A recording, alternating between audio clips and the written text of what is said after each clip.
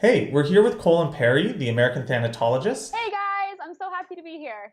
and she's here to answer all your questions about the study of death and dying, death doulas, and a lot more. To learn more about Cole, watch the full introduction in video 1 of this series. If you're on YouTube, we've linked to that video in the description below. For those of you who don't know, a death doula is the person who assists in the dying process. Their role is to be present for the dying, present at the time of death, and present for the family. Similar to a birthing midwife, a death doula acts as a life coach for the dying, easing the passage from life to death. Dizzy Giggleflix on Instagram wants to know, where do death doulas fall culturally and legally in different states? And secondly, do you think doulas could play a larger societal role, say as part of a disaster response? Okay, so the world of death doulas, also called death midwives, also called death, I think companions, fan doula, I think is a Canadian term that's pretty common. These are individuals who have some level of training that when someone finds out, usually they have a terminal diagnosis, they help them process the meaning of their life. That's the goal of a death doula, is we want the dying person to be dying and be like, you know what? Here's what I'm leaving behind. Here's my legacy. Here's what my life meant to me and meant to others.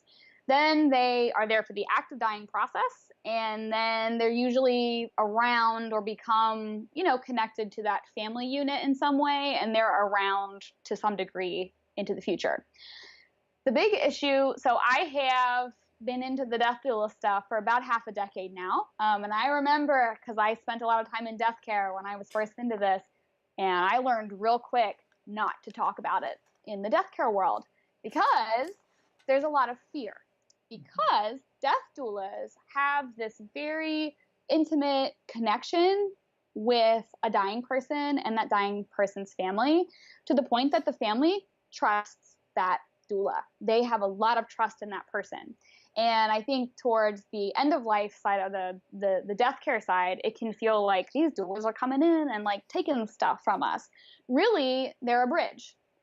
So I have a Venn diagram that I'll give you guys. Yay! Yes. This is like one of my theses for like, here's what's wrong. So in healthcare, we spend our whole lives in healthcare in the US and Canada. We see physicians, we go to the dentist, we go to the gynecologist, right? And healthcare is regulated at what level? The national level in both the US and Canada. Like, if no matter what province you're in or what state you're in, if you're going to a primary care physician, they're going to have the same sort of level of education, right, in order to be a physician. Now, in death care, funeral homes, cemeteries, crematories, this is regulated in the United States, at least on a state-by-state level. So in Colorado, you do not have to have any education or training to be a funeral director. But in other states, you have to have a 4-year degree plus like a 1-year full-time apprentice. So there's a lot of variation between what our standards are. Now, the middle area, so who do we have that bridges the gap between healthcare and death care? Hospice sometimes, but hospice tends to be like, okay, you're dead, bye. Religious entities, sometimes we have religious individuals, clergy that are present at end of life and a little bit afterwards. Mental health professionals like social workers, but really death doulas, in my opinion, based on some of our cultural trends in the US and Canada, death doulas are here in the healthcare bubble all the way through the transition and then all the way through death care. What other entity transfers like that? None of them. It's doulas. So this is my opinion on that. Now, the doulas, they're not regulated consistently yet. I mean, there's no like doula like guidelines nationally in the US or Canada. And you have a lot of people that are called to this work because they have that heart-centered sort of caring thing. But healthcare and death care are both very regulated. And the doulas are coming in between. And that's where we have the issues that are coming from. Now, in the United States, I did most of my training through the International End of Life Doula Association, which is founded by Henry Fursko Weiss.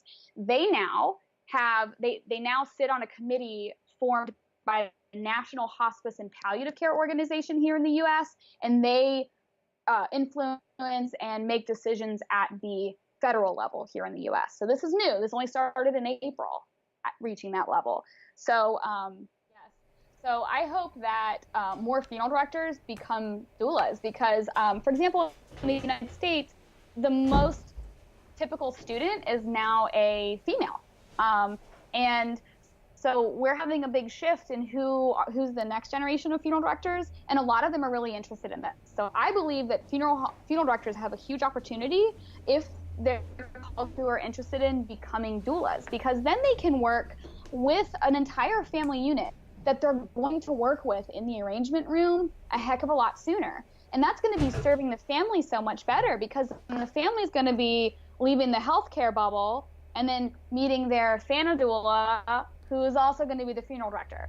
That to me is like the best case scenario. Now, so I agree that death doulas, this is like a community thing. Like historically, I mean, you're an anthropologist. When people died, the community took care of it. The problem, and why I don't think that's realistic, is because healthcare and death care are exceptionally regulated. Between both of those bubbles, there will be no tolerance for an unregulated entity that's touching both of those. That's my view. And that's like a big thing to fight against. So I encourage doulas to embrace being active early on in how they're regulated, what the ethics are, what the boundaries are. Don't let them make the decision for you. You need to jump in there now. That's my opinion. I guess there is a lot of fear of institutionalization, right? I feel like a lot of people in the doula movement are afraid of that institutionalization and what that might mean for them. And at the same time, there's also this fear from funeral directors. And for our listeners who, of course, would probably not be aware of this, is we actually met Cole for the first time at the British Columbia's Association of Cemeteries and Funeral Directors.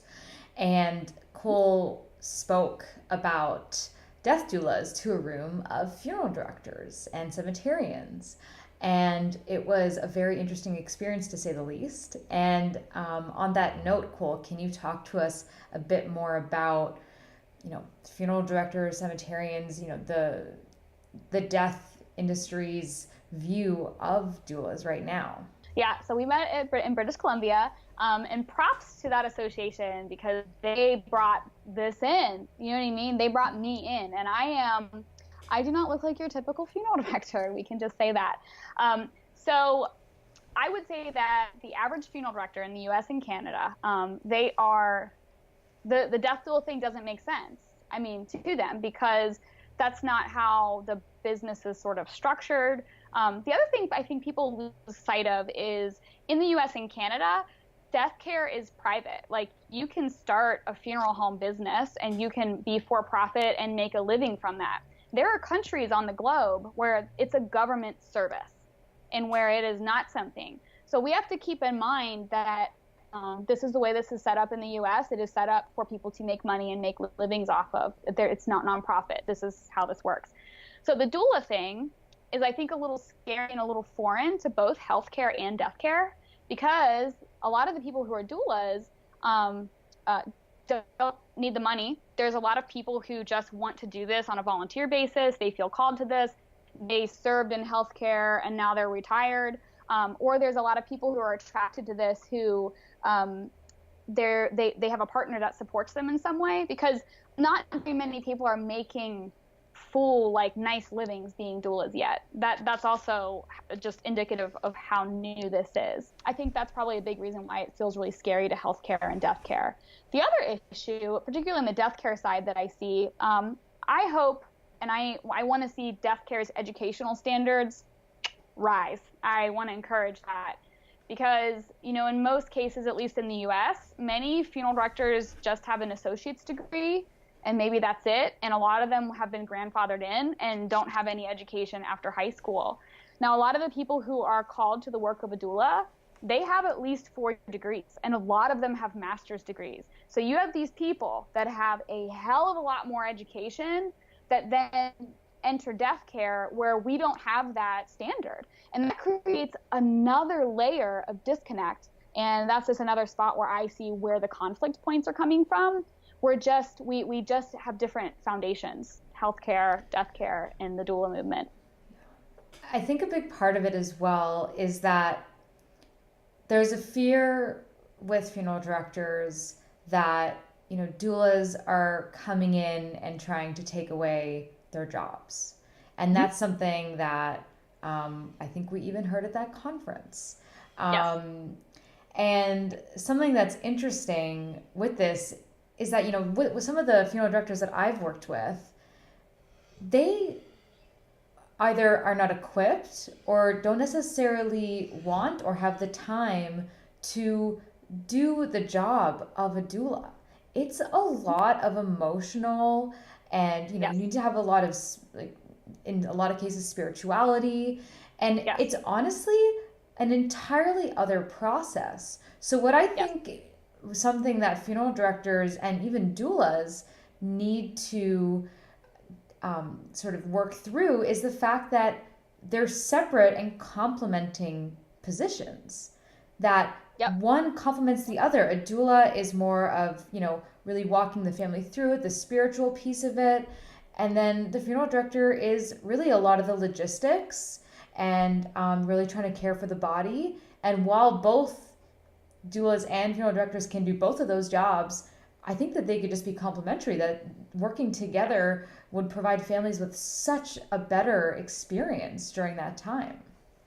I agree 100%. And whenever I have funeral directors that are like, oh, this is, you know, a problem, I'll be like, why aren't you there representing funeral directors? Because we don't have funeral directors that show up at these trainings.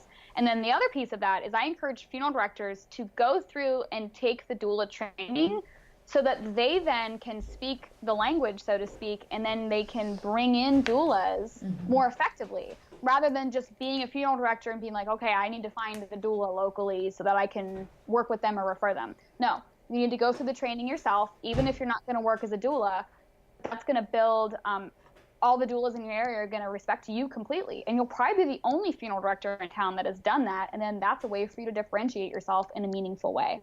Yeah, and it's almost like when you think about weddings, right? It's like, you know, a funeral director is like a wedding planner in the sense, taking care of all the logistics, having to run around. And it's like having the wedding planner be the celebrant, you know, for the wedding as well. Like that doesn't happen in an event as big as a wedding, just as an event of a death is just as big and has just as many logistics and planning and, you know, that hand holding that needs to be done. And you know, the celebrant in a wedding does the hand holding and does the ceremony, and the funeral the wedding planner does the background work. I feel like that it's a very similar situation. Hopefully, I love that this was a question, and I love that we got to talk about this, and hopefully anybody that listens sees that the doula thing it's a legal issue, it's an educational issue, it's like just huge issues in the way all these different industries are. And so there's a lot going against it right now, but there's a lot of movement happening. And I just encourage people to jump in rather than jump away.